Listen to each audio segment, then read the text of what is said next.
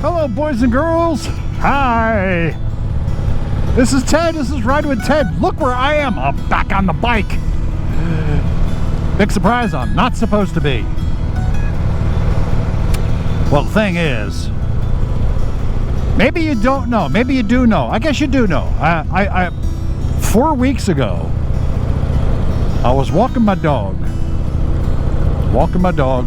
And she saw a squirrel. She took off, and I went airborne, and I hit the ground, landing on my elbow, my left elbow, broke it, smashed up my face.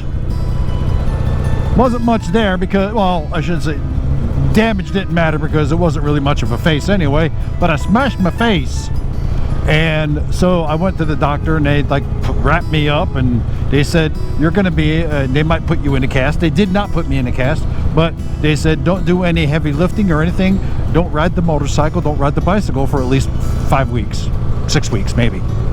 So, fine. I was a good boy. So here we are, we're in week 4, and they had me out of the splint. They had me in the splint. They had me out of the splint week 2.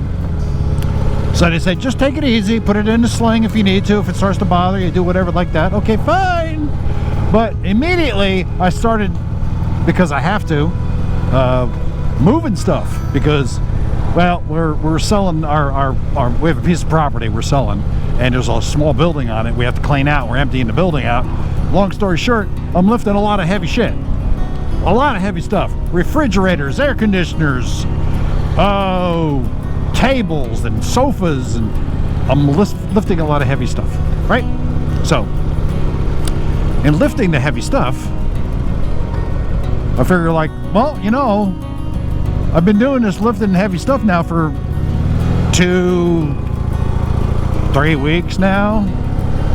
So, I think the whole don't ride the motorcycle is kind of void. So, I'm riding the motorcycle. And here I am, out on the bike. I'm very happy about that. A lot has been going on.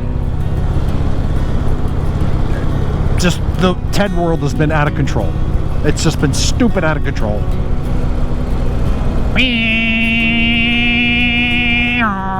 Okay, so the thing's been nuts. As you know, Mom she's been in and out of the hospital, in and out of the nursing home, in and out of the therapy place, back and forth, back and forth, back and forth, back and forth. She's back in the nursing home rehabilitation place again, and so it's been a lot of wacky craziness, driving back and forth between New Jersey and North Carolina. In fact, I'm going back again in 2 more weeks, so it's just been crazy. Hasn't been much time for doing anything. I had this idea to do a short video last week, but no, it didn't happen. Things got weird. Things got very busy because I wanted to talk about the whole Jochen Zeitz is no longer the head honcho over at Harley Davidson. So I wanted to talk about that. In fact, I think we'll talk about that now. But first, you know, I'm gonna have to get gas, but I have to make a stop first, and after I make this stop, we'll continue the conversation. But anyway, so Jochen Zeitz is out of Harley Davidson. Thank God.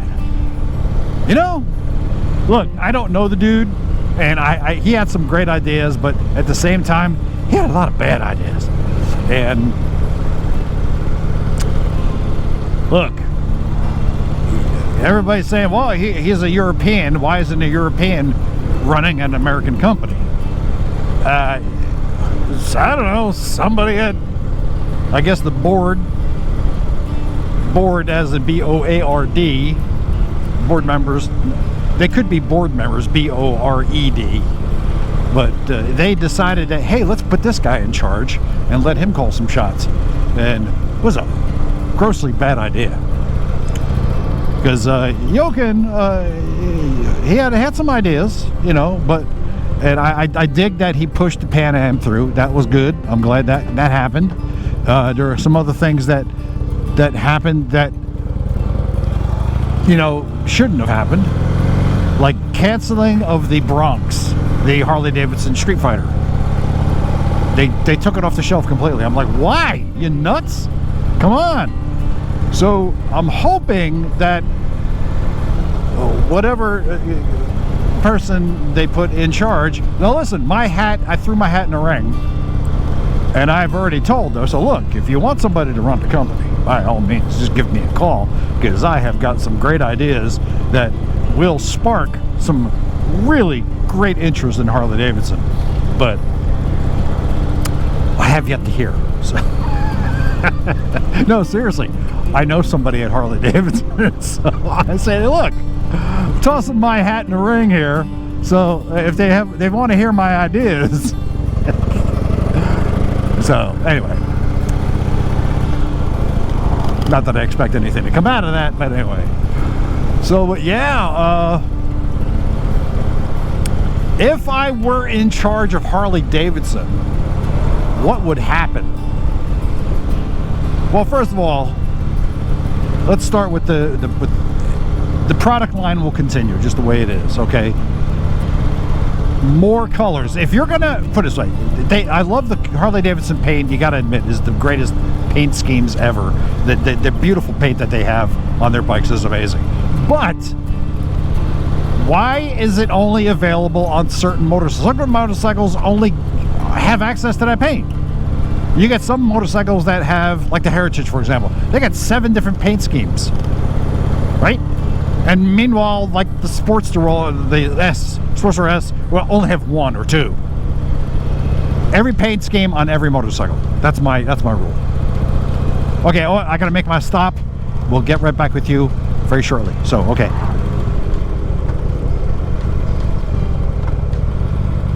An hour later. Okay, so I'm back.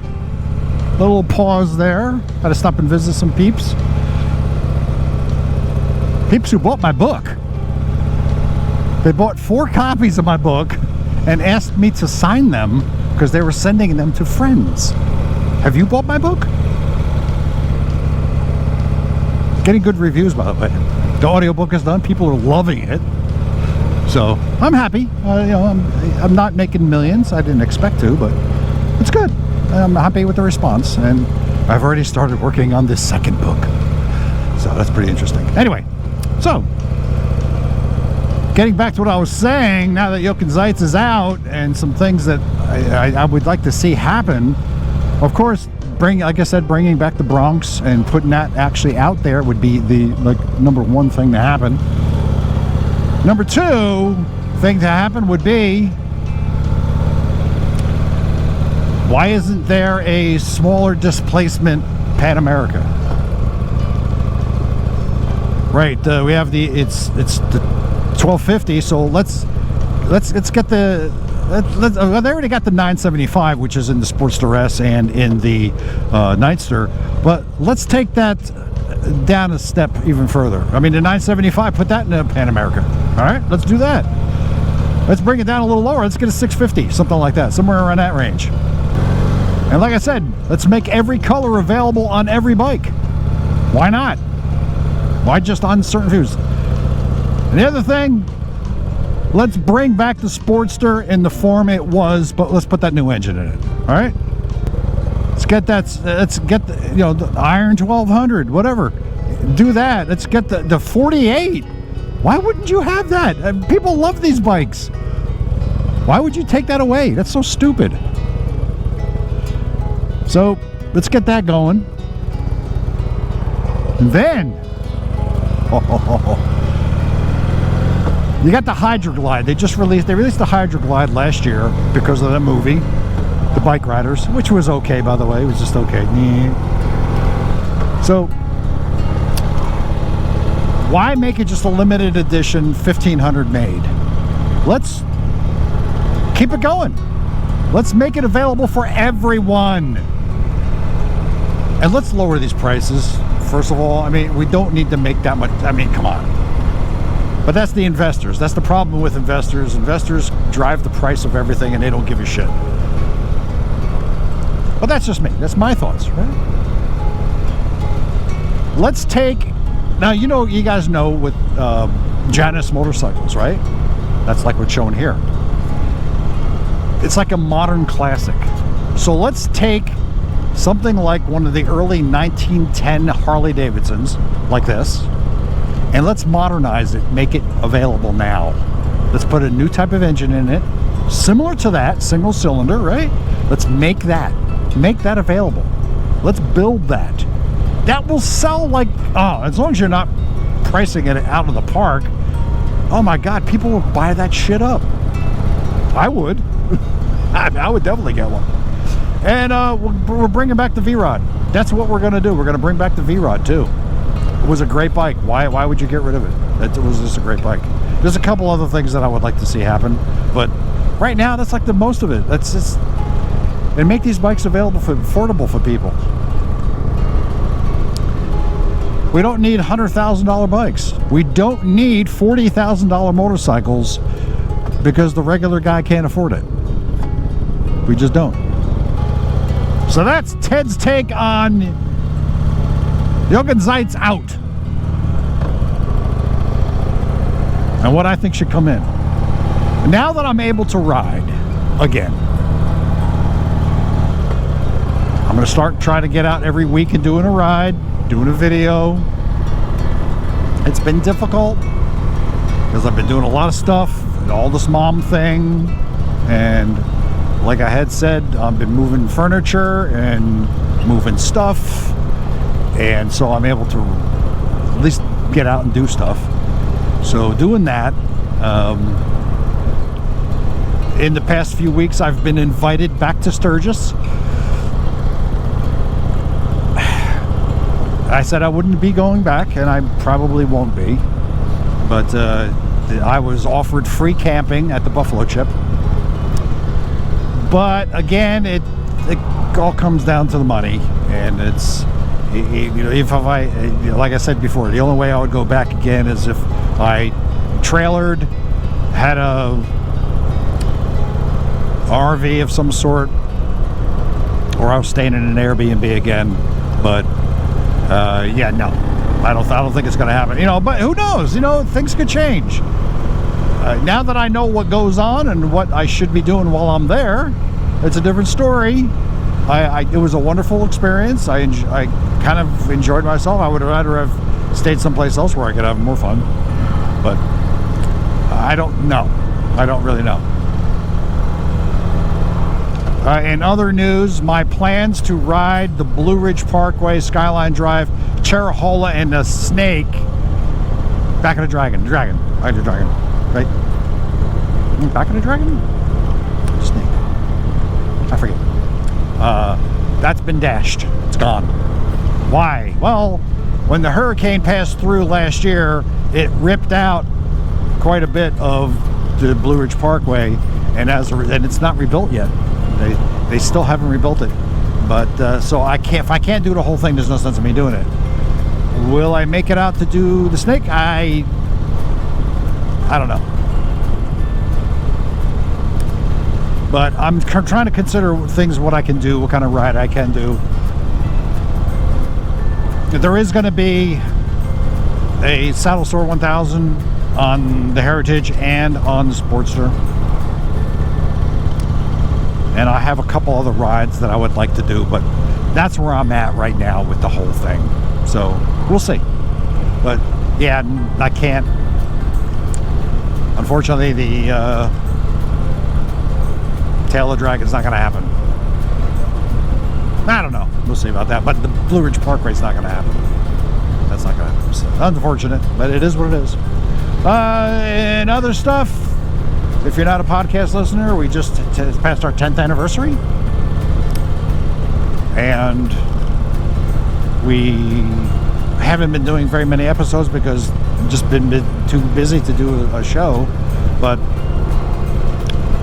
I'm gonna get out and do a show here soon. I got some people who want to come on the show, so that's gonna happen. But anyway, So that's what's going on with everything, and I'm back. And again, I appreciate you sticking with the channel. It's been kooky. Myrtle Beach Bike Week is coming up, by the way.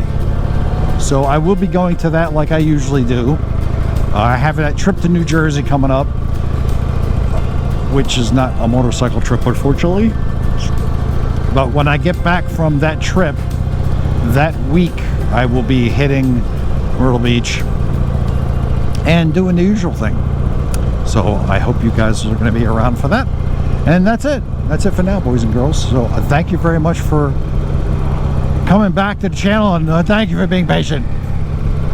I appreciate it. I really do. So yeah, don't forget, buy my book. Audiobook is available. It's all here. Links down below. Get the audiobook, and there is the ebook, of course. So don't forget to check that out. And that's it for now, boys and girls. Thanks for watching. If you've enjoyed this video, please give me the thumbs up. I greatly appreciate that. All right. Don't forget to subscribe down below, and it helps out. You know, it really does. I'm trying to get to that 1,000 subscriber mark.